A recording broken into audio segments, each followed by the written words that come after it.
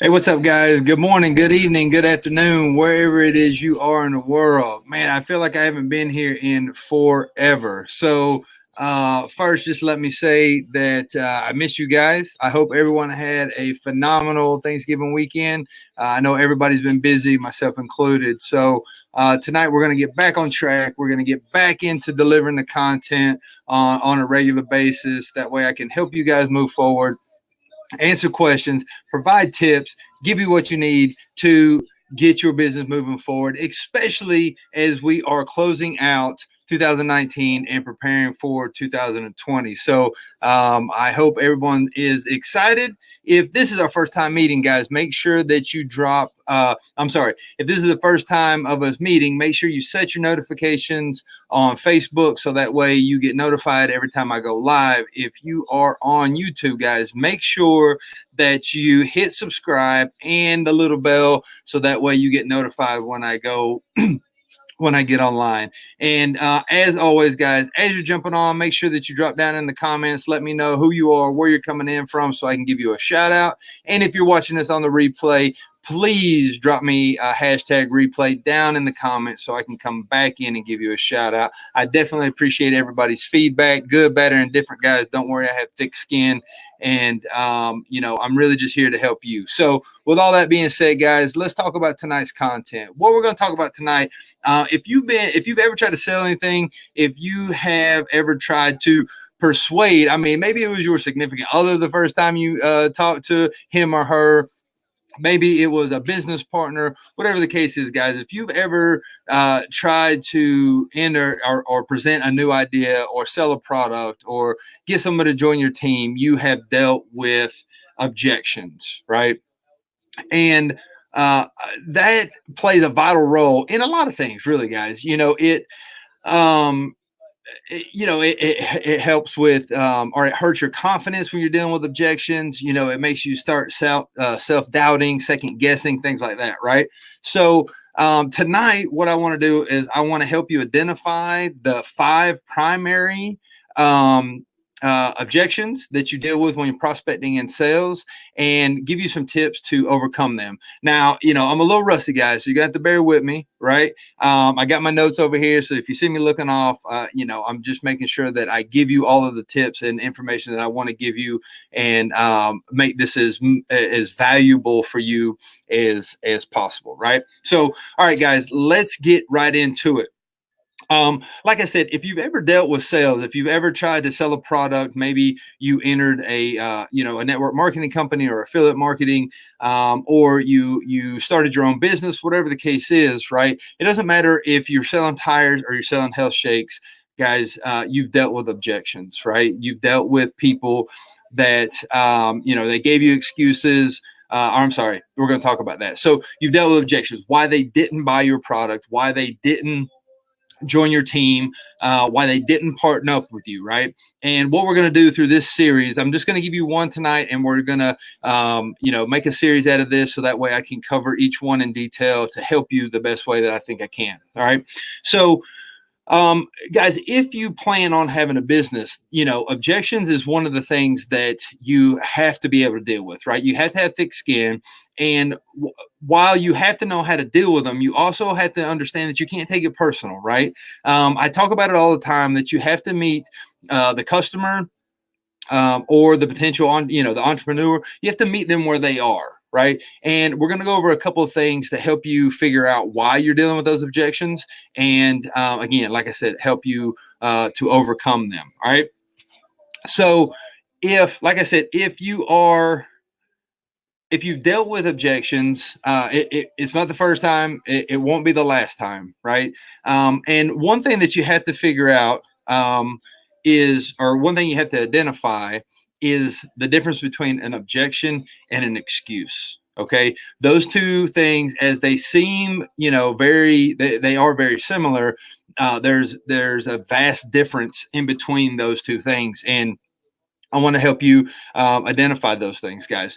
So when you're dealing with an objection, right, you have to understand that the person that you're talking to may be into what you're talking about. They may need what it is that you have. if it's a health product or a business opportunity, whatever the case may be, right? But what you have to understand is if you're dealing with that objection, you may not be talking to the decision maker. Now, I know a lot of times that we dealt with this in the recruiting world, and as I prepare for my next assignment, it's going to come back full force, right? Is you have to make sure that you're talking to the decision maker of the relationship. So if you're talking to a husband and wife team, if you're talking to business partners, who is it that makes the decision? So make sure you identify and you're talking to the decision maker, guys. And what helped me the most, or what has helped me the most in my business, in recruiting or whatever, is just ask the question directly, like, who makes the decisions? Whoever is in that dynamic, they have no problem telling you, right? And either one, they'll let you know, okay, she makes the decisions, he makes the decisions. All right, so let me direct. And not that you're trying to disregard the other one, but you want to make sure that your efforts and the energy that you're putting out to help them understand what it is that you can provide them, right, is the message is being conveyed to the right person, right? Don't waste your time, okay? Or maybe it's because of a negative experience they've had in the past with situations. And, guys, unfortunately, that is very common in the network marketing or the affiliate marketing space when you're talking about that. And, the reality, guys, is it's really common in business in general, right? 90% of, small businesses fail. So if you're trying to help someone understand a business opportunity, they may have had a bad experience in the past and they may be very reluctant. So, make sure that you're empathetic to their previous situations. And again, guys, if you notice that, if you kind of feel, if you're talking to the decision maker and you feel that resistance, ask them directly. Like, have you ever tried this before? Have you had a bad experience? Is there something that's underlying there? And, you got to get to that final layer and figure out what it is. Okay. Also, another reason is it could just be lack of trust. Like, they don't know you. Now, it may be a great opportunity. They may see, a phenomenal, if they're entrepreneurial minded, they may be able to see the benefits long-term down the road, but they may just not know you. Right. So that's one thing that we always have to make sure that we're building with our customers, with our team, is that know, like, and trust. Right. We have to make sure that they know that they can trust us, that we're going to lead them the right way. And I'm not saying that we don't make mistakes. I may think that there's a great business opportunity, and I invite you to it, and it may fail. That's just the reality of being an entrepreneur, right? But we don't know if we don't try. And being an entrepreneur is about mitigating risk and taking those risks, right? So that risk versus reward aspect. So just make sure that you're first identifying what it is that is causing the objection. And then that's going to help you better deal with it, because at the end of the day, guys, you have to get to the bottom. And again, ask the question directly. What is the problem? Why don't you like this? Don't tap dance around about it. Don't be pushy and trying to force it on them, right? Because even you may convince them, or you may talk them into buying or joining whatever it is that is you're trying to do, right? But by the time you leave, they start having buyer's remorse, or they start regretting it. And the worst thing you can do is be pushy and ruin your reputation with that person, because when they talk to the next person, that's the message they're going to convey. They're not going to convey the value or the opportunity or the potential long-term in the scope of what it is. They're just going to talk about, how pushy you were, how they regret it. They wish they wouldn't have done it. They can't believe they let you talk them into it and all that kind of stuff, guys. So don't take that route. Okay. And like I've said before, don't try to sell the unsellable, right? If you believe in what it is you're doing, you have, valid points on what it is that you're trying to present to them, present it, give them the time. If they see the opportunity, and if it's a good opportunity, they're going to take it. And if it's the right time for them, it may not be. And again, you can't take that personal. You just have to, you have to let it, you have to have that, that quarterback next play type mentality, right? You throw an interception, you can't let that bog you down. You have to next play, next play, next play, right? So just keep that in mind, guys. All right. So with all of that being said, okay, let's talk about number one, the first objection. And especially when you're introducing something new to people, you're going to deal with a lot of skepticism. Okay, and skepticism is number one. One of the companies that I work with is, they've come a long way, and now they're at the point where we need to get the public involved with the company. We need to get them, we need to get the public spun up on, and this is just me telling you a personal, story about dealing with skepticism. It's, I 100 wholeheartedly, 100% believe in the company. I know that it's valuable. I won't stop. But it's new. It's a new concept. It's a new company. So people are skeptical about, joining, using, being part of, when you're talking to influencers. So there's a lot of different situations that it could, that could bring up skepticism.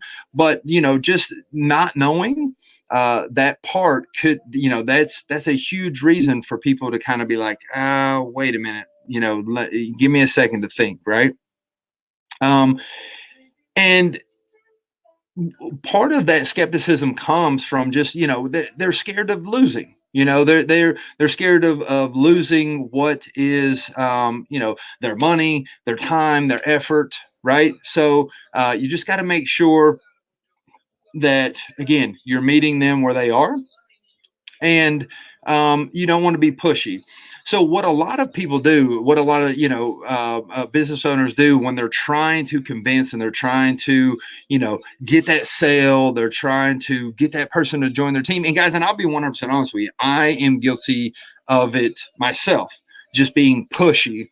And when you're being pushy, a lot of times you'll hear the person delivering the message give phrases like, you won't regret buying X, Y, and Z. Or, hey, you're about to make a big mistake by missing out on this. Or things like, this will work for you, I guarantee it. Right? So at that point, the person that you're talking to, they have all of the power. You have relinquished all control of the conversation, all control of the decision-making process at this point, and they control the outcome. It's not, it's not your business anymore. You have made it dependent upon if they are willing to join you or buy your product. And as an entrepreneur, guys, you have to be the alpha. I talked about this in my last video, being an alpha, a pre-alpha, or a beta. You have to make sure that you remain the alpha through the situation. All right. So again, going back to figuring out the real problem, what is it that we're dealing with? Okay. So, and again, what I have found to work for me is just ask directly. So when I talk to people about the company that I was just speaking about, and if I get a little hesitation, because listen, guys, once it's free, and this is not a pitch, I'm just trying to give you, the behind the scenes on it. So one, it's free. It doesn't cost anybody to do anything. They don't have to do anything outside of their normal, habits. So I asked them, like, okay, so what's the problem? Like, what is the drawback here? Why are we not? What is the reason that you are not all over this? And then I can really get down into it, and I can address their concerns, and that's what I think is most important, and that's what builds the trust between me and them, is that they know that I'm just genuinely trying to provide them, something of value, and I'm not trying to sucker them into something. Okay. So just make sure you keep that in mind. Now, like I said before, thinking about what their problem is, you want to think, have they been burned before? And this is how you can kind of overcome those obstacles, right? So once you've identified what the obstacles are, these are just some tips on how you can overcome them. Okay. So, figuring out what the real obstacle is, what the real situation is, the skeptical, and addressing it. So if they've been burned in the past, re-emphasize your guarantee. What security measure do you have in place for your customer, or the entrepreneur that you're trying to bring onto your team, or the person that you're trying to get to partner up into a business, whatever the situation may be. All right. If they've tried similar products and it just didn't work, maybe you're in the health and wellness industry, and it just didn't work. Well, dig into what happened, how they were taking the product, what life circumstances happened around that, and figure out what got them stuck and why they didn't receive or why they didn't obtain the intended results for what they're trying to do. Right. And then, if they just think it won't work, oh, this is too good to be true, I don't think I have time, share with them a story, a success story of someone in a similar situation, right? So then that way they can see that people just like them have had, similar, in the Army, we use the feel, felt, found. I understand how you feel. Others have felt the same way, but what we have found is, right. And then that just kind of helps you address it. And I think that's just a good tactic to help use and remember. And I don't mean that to be in a manipulative way, but if you can address, I understand how you feel. Many have felt that way before, and this is what we found, X, Y, and Z, and it helps them to go through that process. Okay. So guys, that's going to be, I'm gonna wrap it up right there. I appreciate everyone that jumped on. Like I said, if you found value in this, drop me a hashtag value. If you're watching us on the replay, make sure you drop hashtag replay. I appreciate everyone's feedback. Guys, I am trying to, I want to start 2012 with a bang. So in the description, you can find a link to schedule a free, no BS consultation with me. We're just going to evaluate where you are in your business, see how I can help you. Bring you over on some digital marketing, some social media marketing, whatever the case is. Maybe I can't help you, but it's 30 minutes. Two entrepreneurs can have a conversation, get some ideas, feedback, whatever the case may be. So if you're interested in that, guys, click down in the description and schedule that consultation. I freed up my calendar for the end of this month. I've been working hard and cleared all of that up. There will be some time in the future where I'm going to be absent at some military training. So if you're interested in that, make sure that you schedule that as soon as possible. So that is it for tonight, guys. Thank you so much. I will be back tomorrow. We're going to talk about obstacle number 2. All right. So set a calendar. I'm trying to get away from scheduling because sometimes it just happens. I'm going to jump on when I can. So I appreciate everyone as you come through. All right. So until tomorrow, guys, take care, be safe, live life, and remember, we create our own freedom. Bye for now.